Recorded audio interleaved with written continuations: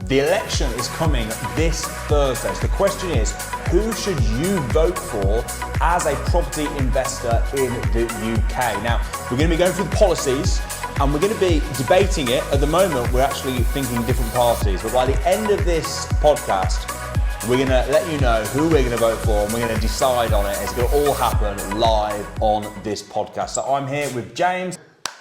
Politics. Yes. Maybe we'll be more confused by the end of it. Maybe we will. So as far as I can see it, I mean, there's three parties as a property investor that I'm even interested in talking about. You've got the main two, who are the two that always get in come what may.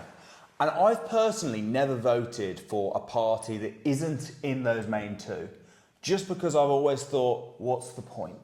Yeah. You know, so any party, you know, I haven't even looked at their policies because I just know they're not going to get in and it feels like a wasted vote. I hope you're not talking about the Lib Dems. That's what I'm voting for. Is it really? No. But I totally agree with that. I'm guessing you were thinking, obviously, red and blue and reform. And reform. That's who I thought we'd talk about today, yeah. So red, blue and reform. Now, if you had to say, right, obviously we'll break down the policies, how it affects property investors, and we'll make a decision at the end of the show. But if you had a gun to your head and they said, James, you have to vote this second right now, before you can debate it, before you can go through the policies, you have to just decide right now, who would you vote for? Conservative. Really? Yes. Very interesting. Well, let's start off then with the Conservative policies. It's a weird one because I've only ever voted for Conservatives in my life. You seem like a Conservative voter. I've never voted for anyone, but I don't know how I could go and tick the Conservative box right now because don't you think they have just done over the last, how long have they been in? 12 years? Yeah. Don't you think they've just done a terrible job? Well, yes and no. I believe they've been mopping a big Labour mess up for the last 12 years. 12 years? Though. Yeah, and obviously you can't blame Labour when it was 12 years ago. But when Labour handed it over, or Conservatives took it from Labour, obviously there were a massive debt. You know, we were at war with everybody. The borders had just been opened from years prior, granted, but still they were kept open. And I think we were in a terrible place then. But can you imagine though? Imagine if you were CEO of a company, right? And the last guy, in your opinion, did a bad job, right? Just imagine, right? So I become I'm new CEO, and 12 years later, right, my company sucks, and I'm like, oh yeah, but 12 years ago, the CEO that was here before me, I'd be like, mate, you had 12 years to sort this out. But how many employees has this company got? It doesn't matter how big the company is. You wouldn't accept 12 years. 66 million under the Conservatives, isn't there? What, people? Yeah, but you've not got to manage every single person. Well, technically they have, because we're more like the customers. We're more exactly. Yeah. So there's 66 million customers. Right. They've got a $1 trillion budget to deal with. Yeah, it's a big company. It's not something that you can just implement a few changes like over a few weeks and it just miraculously start to rectify itself. Oh, well, you said you both. But no, 12 years is a long time. 12 years is a very long time. Yes. Why don't we have a look at some of the Conservative policies and what they would bring in for property investors? And it must be good because you're going to vote for them, right? So this must be good stuff. Do you know what? It's not. So hold on. So they've done a terrible job for 12 years. Yeah. And they've now, brainwashed me, haven't they? And now the stuff that they're proposing isn't good, and you still vote for them. Let's go through the stuff. Go for it. Right. So the stamp duty adjustment, they're wanting to increase for first-time buyers exemption from 300 at the minute up to 425. I don't think that's going to have a massive impact on anything. Well, it's not going to change anything for us, is it? If anything, it's a slight negative for us. Yeah, it's first-time buyers in decent areas as well, because it's obviously well above the average house price as well. So it's irrelevant. Pretty much, yeah. Maybe, if anything, it's a slight bad thing because it's giving an advantage to first-time buyers, which might push house prices up slightly, but it's not giving us an advantage. No. All right. Not really. Greenbelt protection. So they're wanting to get more protective on that, aren't they? More protective on the greenbelt, which is developers, which we both are. Yes, but I agree with it. Okay. I do, because I mean, I love green space. But it's not. But it's not like they're protecting all green space. It's greenbelt is very, very limited. Yeah. If you look at a map of the UK, hardly any of it's greenbelt. Yeah, I know. There's a lot of brown belt as well, isn't there?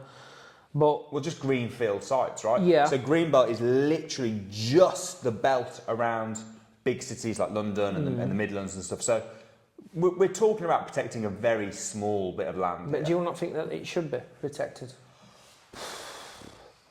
You don't want to live in a concrete jungle, do you? But it wouldn't be that anyway, though. Have you ever been up in a plane? I know what you're saying, and there's a lot of area. But then there's like, I mean, obviously in nice areas where you've got nice surrounding countryside, a lot of people will pay top dollar to go and live at that house. But it probably isn't greenbelt. Most of the green field land isn't greenbelt anyway. Okay. So we're talking about a very small point here. But yeah. Anyway. But it's not good for property investors, is it? No. Yeah. Next. So the Help to Buy scheme. They're offering first-time buyers an equity loan of up to 20%, but it's only on new builds. So really, it is a help to sell scheme. However, from a property developer's point of view, great. We're both creating new homes. Yeah. So that's not bad. It's not a bad thing. It's probably a good thing. Yeah. Then we've got the capital gains tax relief, which is a temporary relief for landlords selling properties to tenants who have lived there for over 2 years. That's not going to mean nothing, is it? No. To nobody. I bet less than 1%. Well, I bet it's less than 0.1% of property sales ever a tenant buying. It's a very small landlord, loophole, but it's something, but do you know it's what? not going to mean as we're going anything, through these, I'm just thinking meh to everything. Yeah. It's like meh. Okay, that's not. Meh, yeah, whatever. this one's not good. Ground rent caps. They're proposing to cap ground rents at 250 quid. Is that going to be for all blocks of flats then? What's it actually say? Because it's effective for leaseholders. It could be beneficial for leaseholders. So I'm guessing, I'm taking that. It says, ground rent caps, the Conservatives propose capping ground rents at £250, reducing them to nominal amounts over time, which could be beneficial for leaseholders. Now, I'm reading that people who are in blocks of flats obviously have to pay a ground rent, and that's going to be capped. But it's the landlord that owns the property that pays the ground rent, isn't it? So for example, I've got a flat in Hensford. Yeah. And it's not the tenant that pays the ground rent. Right. Okay. So that's why rent. it's going to be beneficial to the leaseholder then, just because it's going to pass on to the leaseholder. It's the leaseholding companies, the management companies that are potentially going to, and obviously. I mean, leasehold has been abused, hasn't it? Yeah. A lot of developers and stuff have abused it. But as a landlord's point of view, that are just buying leasehold flats or leasehold, mine's a masonette, the one I'm talking about, but it's still a leasehold property. That's probably but again, everything was meh. I didn't say it were good. Right. Rental reform bill. So we're going to introduce a bill to balance fairness between landlords and renters, including abolishing Section 21. Nah, I'm not happy with this one. No. Especially being a HMO landlord. We've talked about this quite a lot on the show, and I did a whole episode of Samuel and Kelly, which you can check out, where we debated this point. I think the whole way that we're dealing with tenant evictions is slow, it's laborious. I think what they're sort of promising with this renters reform bill is unrealistic, because we're talking about having to go through the courts. I think they could fix up. Our idea, actually, to fix this problem was... Because the main reason is no-fault evictions, because if you can't use no-fault evictions, that means you've got to prove fault. Because normally, to be fair, you don't want to evict a tenant if there is no fault. It's just that, let's say, they just trash the place a bit, or let's say they're a little bit behind on their rent. It's so time-consuming to actually prove that and to go through the court systems, etc., which is why you want to just do Section 21, no fault. Yeah. But what we were thinking is you could do month or annual or 6 monthly checks and have a company, a bit like a surveyor, that goes in and checks the property, and they decide if the tenant's in breach. And then that way, if they are in breach, you haven't got to go through the court system, you haven't got to go for anything. It's just bang, you're in breach, you've got to go. Yeah. So something like that would be quite good. But Yeah, no one's going to do that. Yeah, no. So you've got the Renters Reform Definitely Bill, not. which we don't like. No. Okay? And another then bad thing. the last one, which is... I'm on the fence with it, whether it's terrible or not. So the regulation of holiday lets. Now, as property investors, we always think that any regulation is a bad thing, but is it? I mean, when you look at the HMO, when Article 4 came in, everybody panicked. But in my opinion, I do think it's a good thing to regulate certain things, especially big things like this, because it then filters out people who are doing it who don't really care. And they might not be earning any money from it because they've just got some crap house on the market that they're renting out as serviced accommodation. They're not earning any money from it, but guess what? They're taking profit from me because they're in my area, and although they're losing money, they're taking my clients away. And I've poured a lot of money into mine and made it nice, and it's up to safety regs, above safety regs.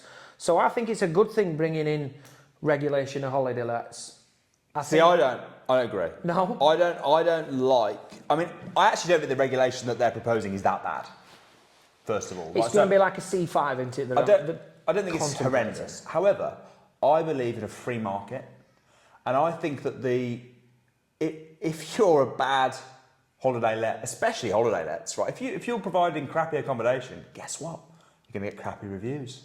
When you get crappy reviews, guess what? People aren't going to come. And you have to drop your prices or whatever. And then they're just competing in a different market, right? Because they've got, it's the same as like, should businesses be regulated that they can't be crap? You don't need to. If you're a crap business, you've got a business. Yeah.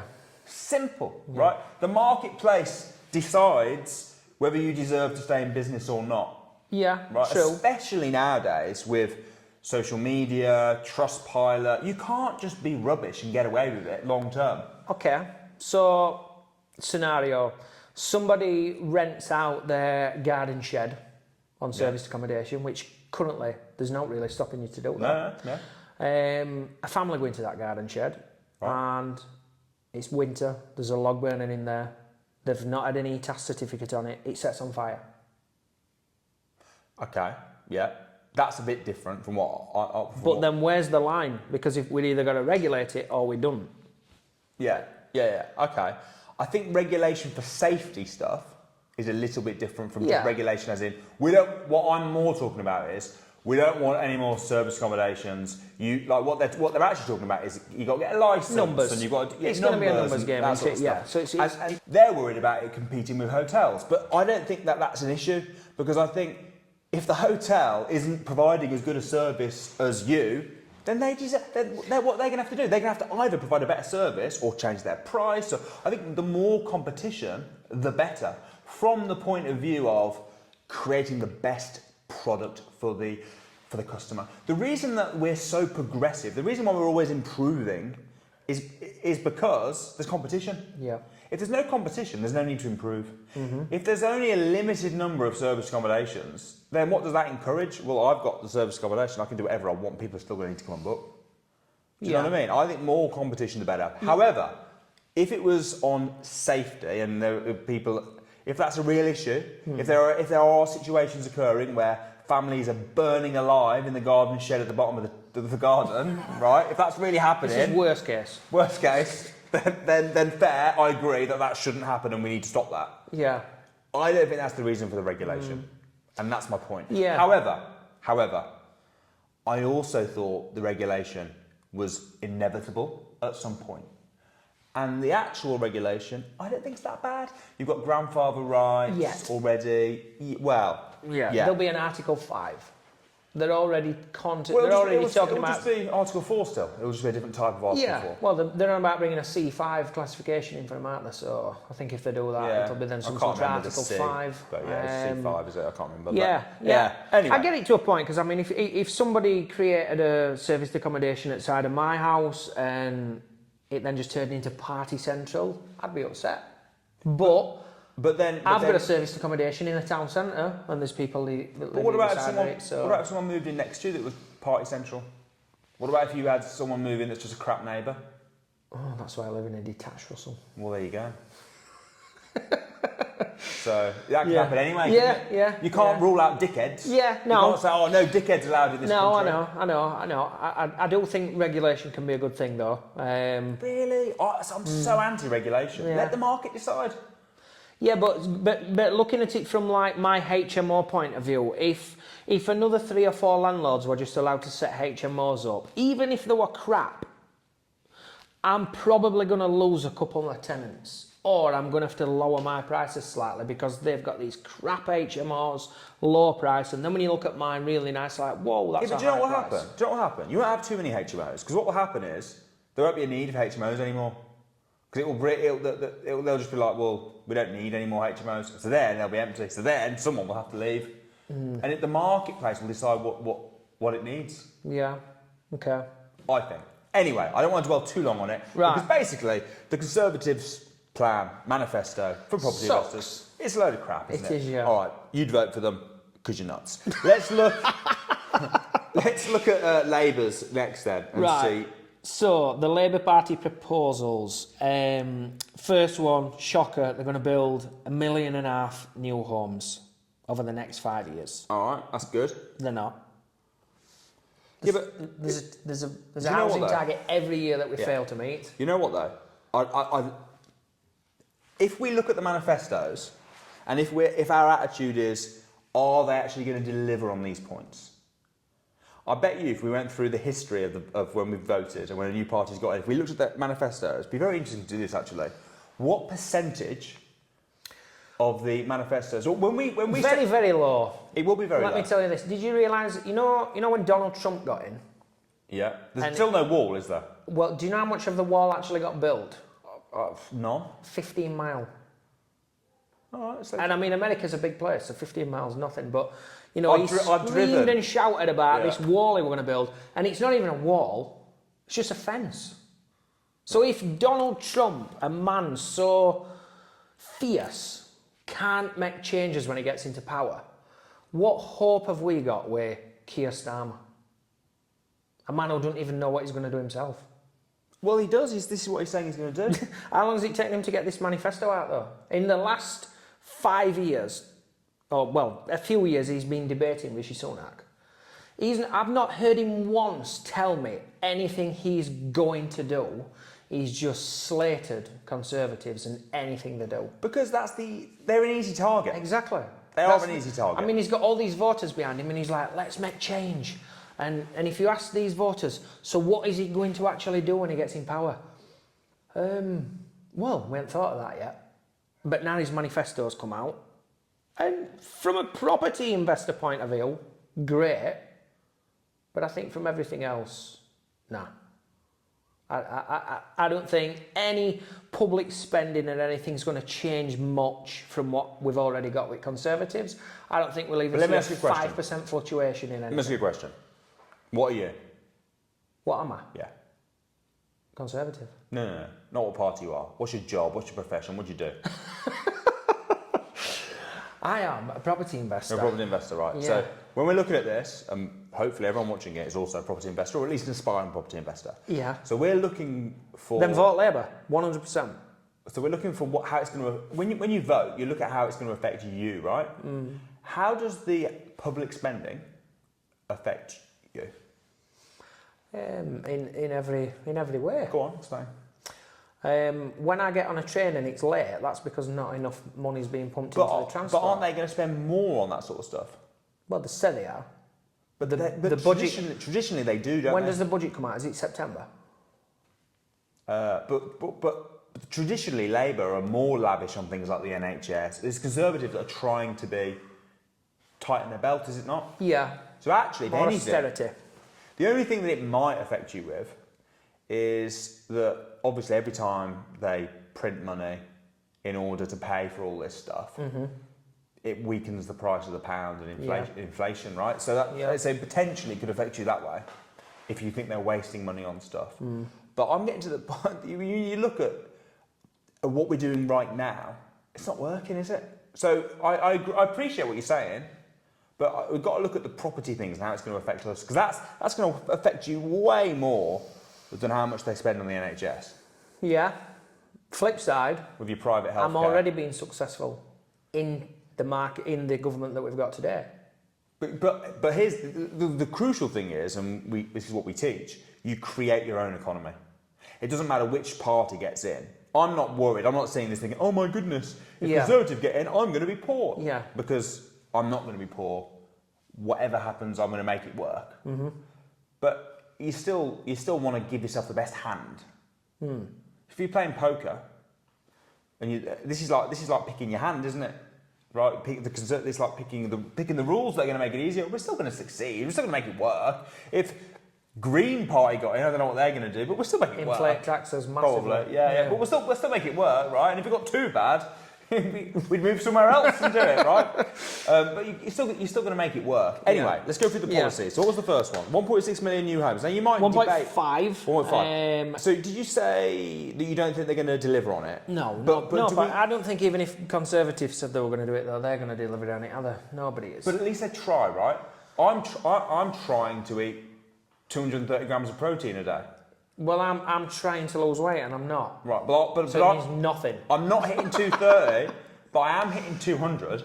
So even if they manage to build 1 million new homes, yeah. Even Donald Trump built 15 miles of the wall. Do you know what is funny? Oh, mate, I drove from just on the west side from Vegas to LA, and I'm driving. I was thinking about the wall when I was driving along. I was thinking, I'm driving along like fast. Big country road for hours, desert.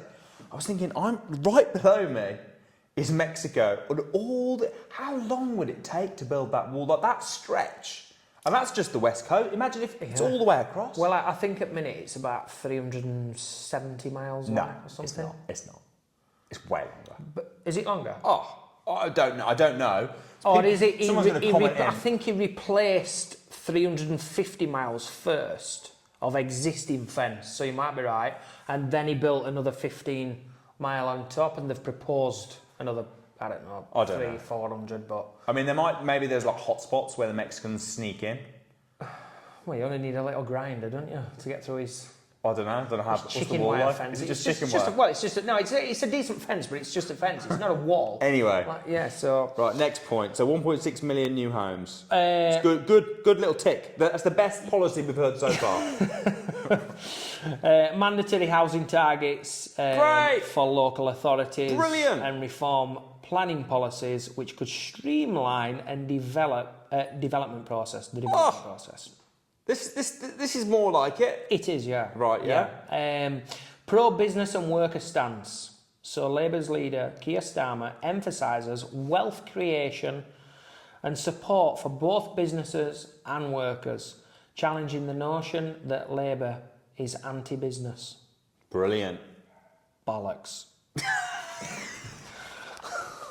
What do you mean bollocks? Because Labour have never been pro-business. They just...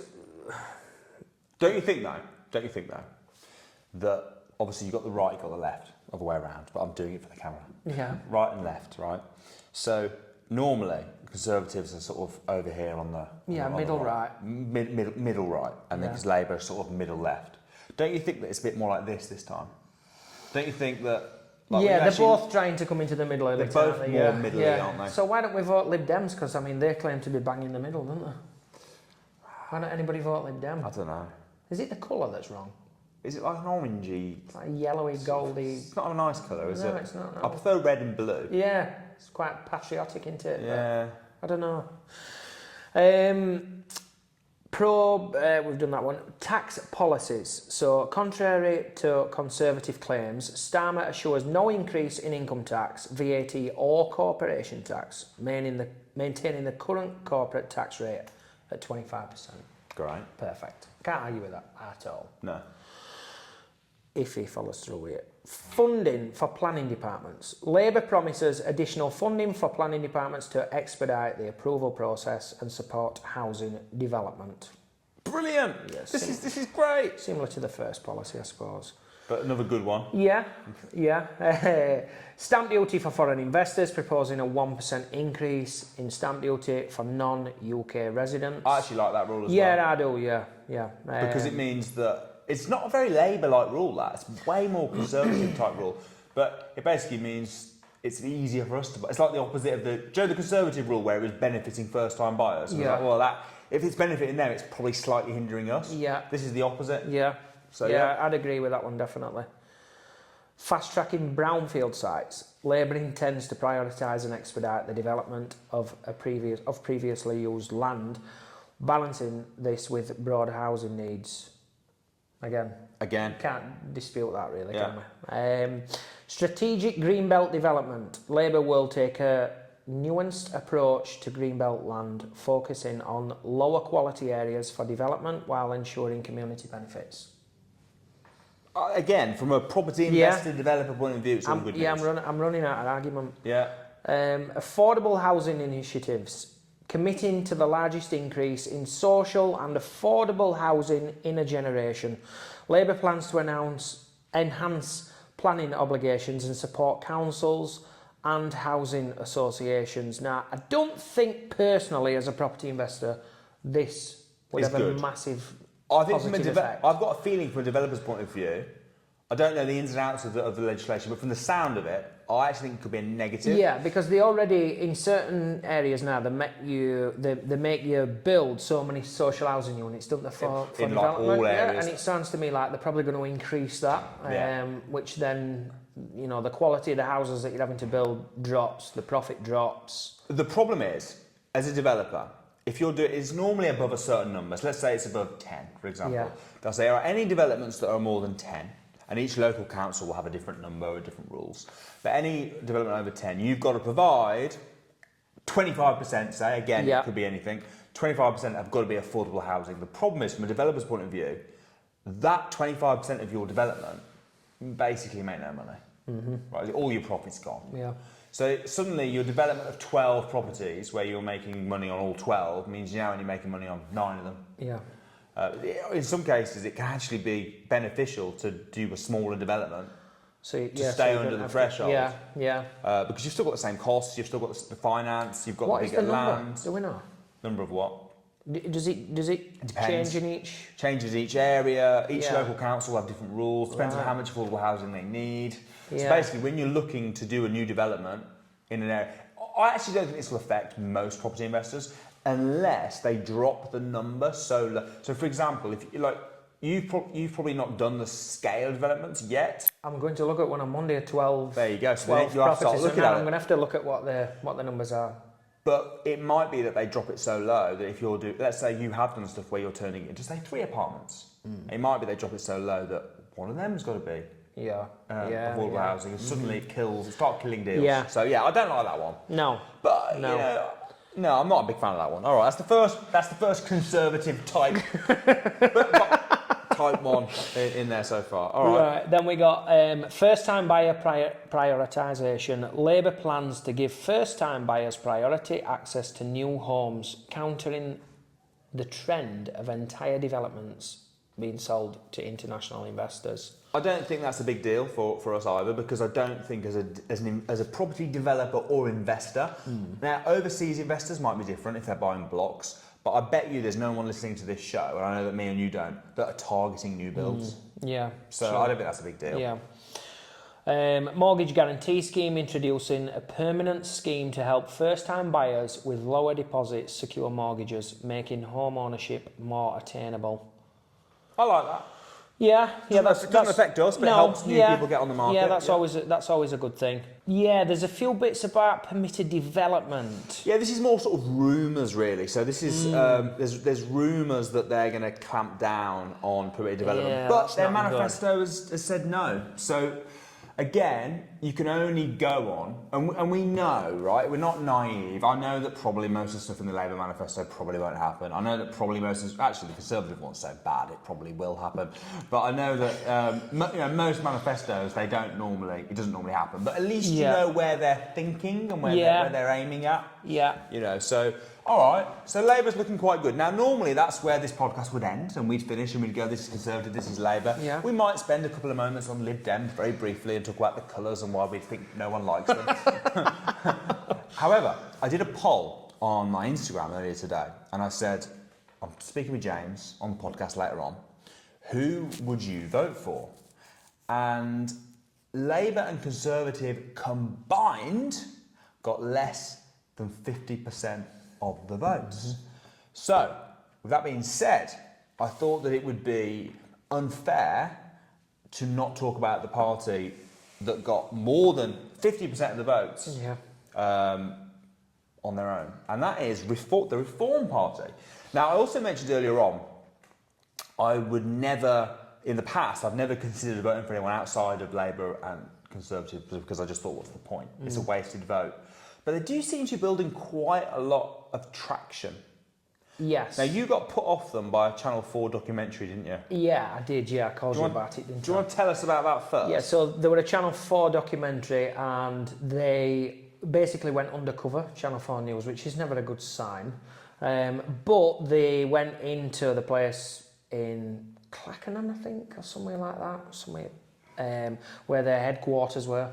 And they followed a guy around for the day, and this guy they followed around, I forgot his name now, he was one of their candidate runners, really racist, said some awful things.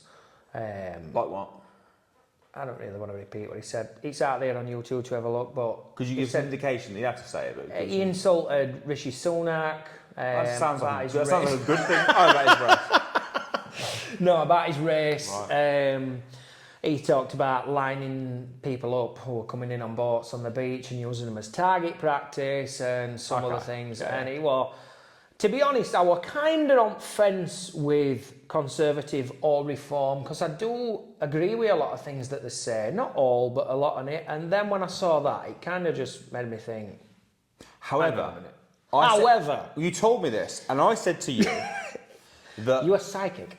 I said to you, I take any documentary on TV with an absolute pinch of salt because I've seen documentaries get made that are unbelievably misleading. They just lie. They use actors to fit any agenda. And I got suckered in. And I said, I mean, listen, I'm not saying it isn't true. I'm not saying it isn't, but I just take it with an absolute pinch of salt because, and everyone, the interesting thing is, right, and I bet you said the same thing. If I said to you, cold live day, do you trust the media? What would you say? No. You don't? Obviously. No. However, you actually do.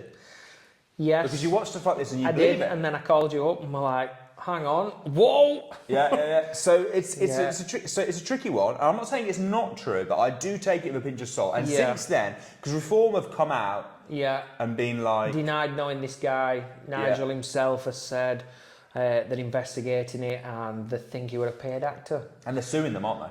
Yes. And well, the guy was an actor, apparently. That's part of it. And the guy who headed up the investigation is from my town, Barnsley. Oh, he's a wrong one. We know that. What are you doing, man? Like turn down. Enough said. I don't need to hear anymore. I know. It's all lies. I know he's a bad one. Yeah, so it swung me a little bit. And to be honest, even now I've found out that it's more than likely all made up lies.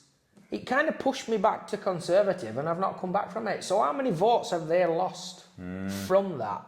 Even if Channel 4 come out tomorrow and say, we lied, we're sorry, they're still going to have lost still got that so many votes. lingering... Yeah, that bad taste in your mouth. Because when I saw it, I was like, oh. It's like when someone gets, like a celebrity gets accused of something and then everyone's like, oh my goodness, you hear about so-and-so that's done this? Yeah. And then it's like, oh, they've got found not guilty. And you're like, yeah, it's still got a question mark over you. But what if he did? Yeah. It's a shame, isn't it? It is, yeah, because up until then I was massively on fence and they are good for property. Well, in the same way that we gave Labour the benefit of the doubt and we're going to say, look, they might not be able to do it, but we're going to trust that that's at least their ambition. Yeah. Let's have a look at what Reform are promising. So what's their manifesto? What's their key points? So the first one is they're going to raise the minimum income tax threshold. Now, it doesn't say what it is on here, but I think it's 20 grand. Yeah, it's 20,000. Now, this sounds great on paper. This sounds great for everyone. It's not. Go on. So we've got about 33 million people in work in the UK. So if we give everybody another 7,500 tax-free money, so then the budget's going to come down by, we're going to lose around about 1,800 quid per person on average. Times that by 33 million. I think it comes out about 5 billion or something. Where's that going to come from? Well, I don't know. That's what Nigel Farage says. Why he doesn't know? Because he's an idiot, I'm afraid. He's got all these ideas, which on paper sound great, but in reality, when we come to spending, and he's made all these nice tax cuts and everything else he's going to do, where's all this money going to come from? Well, maybe it's going to come from them stop wasting it so much. To a point, yeah. I mean, for example, when you're buying one thing at a time, you don't get preferential rates, do you? No. When you start buying in bulk, you start getting preferential rates, which is fair because you're buying in bulk. Now, the government and the NHS, through the government, buy things like paracetamol. Do you know how much the NHS pay for a pack of paracetamol? I'm guessing it's more than I can get it from Asda. Well, how much can you get from Asda? About 50 pence, 70 pence or something? 30p. Yeah. Yeah. So that's you buying it, one-off pack, from someone that's making a profit on you. Yeah. How much do you reckon the NHS pay for it? Well, they're charging, about 8 quid for the subscription, so I'm going to guess 4 quid. About a tenner. A tenner? Yeah. So they're losing on it. They're buying it high, and then they're charging. Is it still about 7 or 8 quid for I don't subscription? know. I just saw the stat I'm sure a little while is. ago. I can't, and I might have got this figure slightly wrong, but it's around. So about they're losing twice on it. But that just That's not smart spending, is it? But that's just a tiny example. Yeah. Have you ever been involved? Well, I'm sure social housing, for example. Mm-hmm. How crap are the government at spending money? Oh my gosh. Yes, which is a good thing for property investors. Yeah. Because you can just pull a number out of the sky and they'll pay it. Because they've got nowhere else to use. Or the councils. The councils deliberately waste money to get a bigger budget next year. Yeah. If that person worked in your business, the first performance review, they'd be gone, wouldn't they? It's a joke. So what you're saying, grounding a bit of person, I do hear you, but I guarantee you that listen, they might not be the ones to do it, I don't know, but I guarantee you that if Richard Branson or Elon Musk, can you imagine Elon Musk taking over the spending? Yeah. How tight he'd be, how much money he'd save. Yeah, but we'd be in a good spot though in 10 years, wouldn't we? Amazing. Just be crap 10 years. Would it? If it wouldn't affect you, I'd say it would be crap for. It'd be crap for anyone. It would, because anyone that's got a government contract. He'd buy all the paracetamols because he's that smart, and then they'd all be 10 quid. So I'd go into Asda and there'd be 10 quid for a box of Yeah, but he's cut your tax bill, so you're laughing. All right, anyway, next. I think it's a good thing. You think it's a bad thing? No, I don't think it is, but yeah. Scrap stamp duty on properties under 750,000. Amazing. Yeah, can't argue with that. No. Beautiful. You can't argue with it because you want them to tax us more, don't you, James? James is like, tax the poor. There's certain things. People that are earning 18 grand, tax them.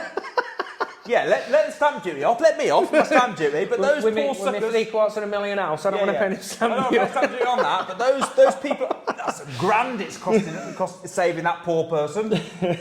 You're a disgrace. Yeah, but when you look at how much money's coming in from stamp duty. Look, there's more poor people, isn't there? We should rinse them. There's less of us rich. We're a minority. I'm the opposite to Robin Hood. Yeah, you're the sheriff of Barnsley, you are. So then we got inheritance tax abolished for estates under 2 million. Totally agree with that. Yeah. You shouldn't be getting taxed again after the passing of a loved one. Yeah. Scrap VAT on energy bills. Happy days. Bit of curveball, but yeah, I mean that'd be good. Good for HMO landlords. Yeah, it'd be good for everybody, really, wouldn't it? Reform would raise. Oh, we've said that up to 20k. So they're then going to raise the higher 40p rate threshold from around 50 grand to 70 grand. So they're helping the poor and they're helping the middle class as well. Yeah, so yeah, good. That's decent. And when you compare that to the Conservative manifesto, stamp duty will be scrapped for properties valued less than 750k, 3 times the current 250 grand. Which is obviously for a property investors, but Conservatives were only helping first-time buyers, weren't they? They were only helping first-time buyers, whereas Reform are doing it for everyone, which is good. Yeah. They want to reduce corporation tax. Can't argue with that. Even if I wanted to. Of course not. You can't argue with any of them, but carry on. James, corporation tax, where's that money going to come from, James? Yeah, but there's not that many. I bet when you look at the people who's paying tax on 13, 14, 15, 16, 17, 18, 19,000, and then the people who's paying tax... Yeah, but the big companies, that will save millions. Millions. Save us a fortune, that would. The corporation tax. It's not going to save us $1,000. No. Oh, yeah. But, it's not spreading it out like Robin Hood. It's just saving... So I bet that's a lot of money. That'll be a lot of money. Corporation tax. But the owners of that business are still going to be paying... Yeah, but everyone's still going to be paying tax, aren't they? So it's not like they're getting away scot-free. Too much tax. Carry on. So they're going to abolish IR35 rules. So this is another great one for business owners. And if you're a property entrepreneur and you're in a situation where you're starting to need to employ people, it basically just means that at the moment it's very difficult to get a contractor in if they think you're doing it to save the contractor paying tax. Because if you're a contractor, you've got your own limited company, you've got all the tax breaks of a company. So what a lot of companies were doing, it's cheaper for both parties, is they were hiring people on a contractor basis. They had their own business, but they were treating them like employees. So the Conservatives stopped that and said you can't do that. If you're treating them like an employee, employ them like an employee, which then got more tax. For both parties paid more tax. Yeah. So what they're saying is they're going to get rid of that. So if you're hiring a couple of staff, but you don't want to have all the... In the same way you've got like tenants' rights, you've got staff rights. Yeah. So it makes it a lot... It's better for everyone if you can have... Yeah, because it's going to make you more proactive to hire somebody, because like when you're just starting out, it's difficult to be able to guarantee somebody's sick pay, maternity pay, holiday pay, all their hours all the time. It's like you've got to go from nothing to...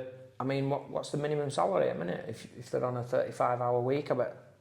Probably, I don't even know. It's probably 22 grand or something. 18, 20 grand, I'd have guessed. Yeah, so to go from zero to that, it's and that's why that's why, by the way, I like the fact, because think about it. If you're on minimum wage back in the day, back in there, how much money were you actually earning? What day we're talking? I don't know. 15 years ago when we started work, 10 years ago.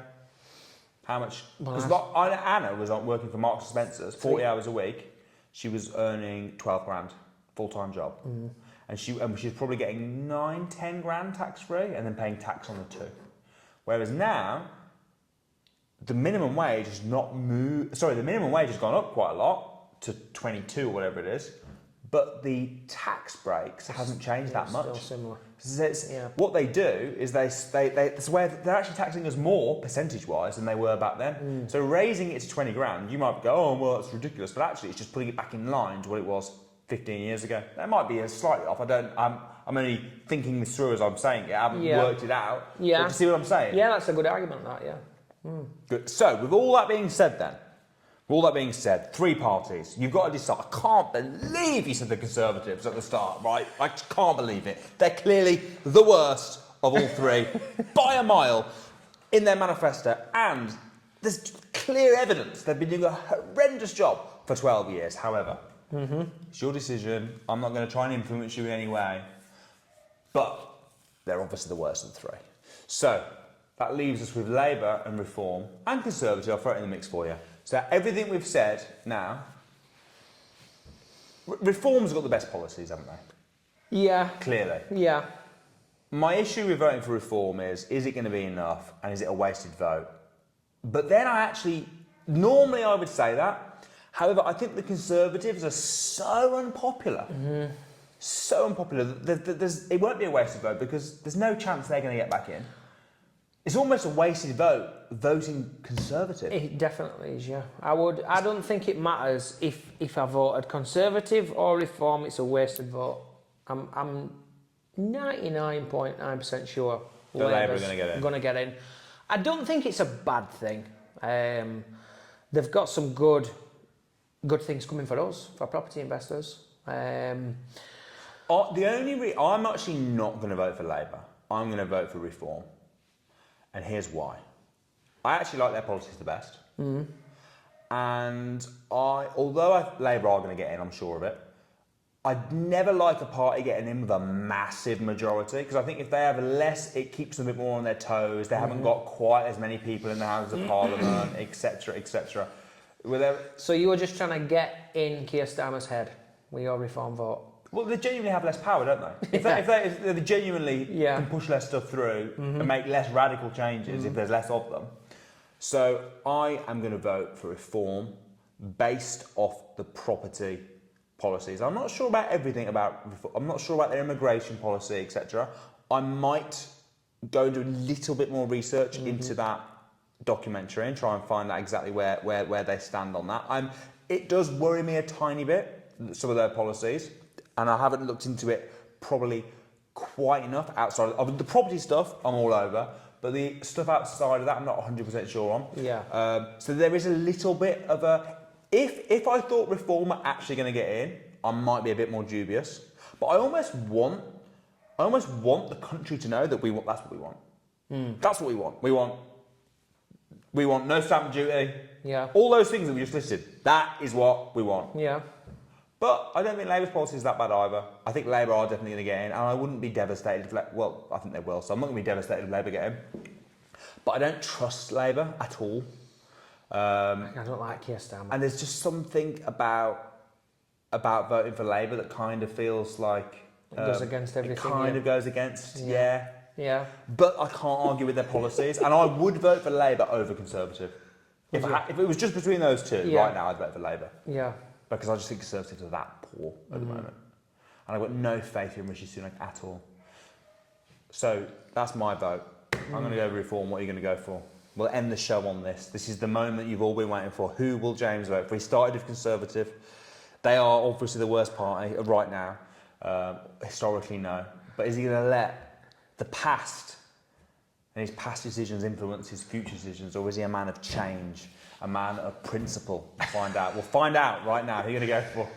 I am going to stick with my original decision and go Conservatives. Although, from a property investor point of view, they are everything I do not want.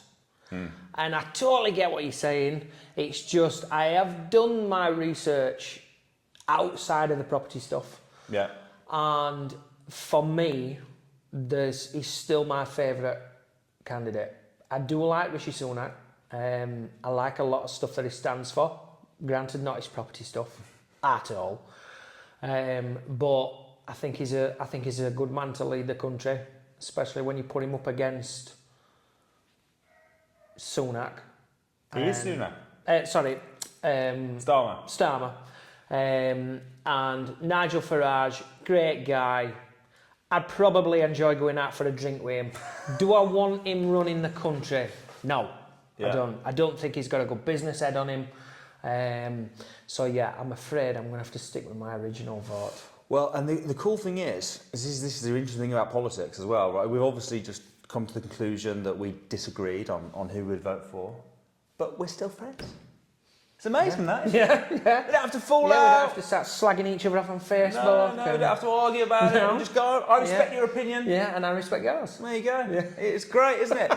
Let us know who you would vote for. Be very interested. Let us know and why, and then we'll find out in literally 2 days' time what happened, who gets it. Well, actually, you don't do, because you actually find out the next day. Yeah. I used to do the thing where I stayed up and watched it, and I was like, you know what? It gets to like 3 in the morning, and then you're pretty certain you know what's going to happen, don't you? But not really. No.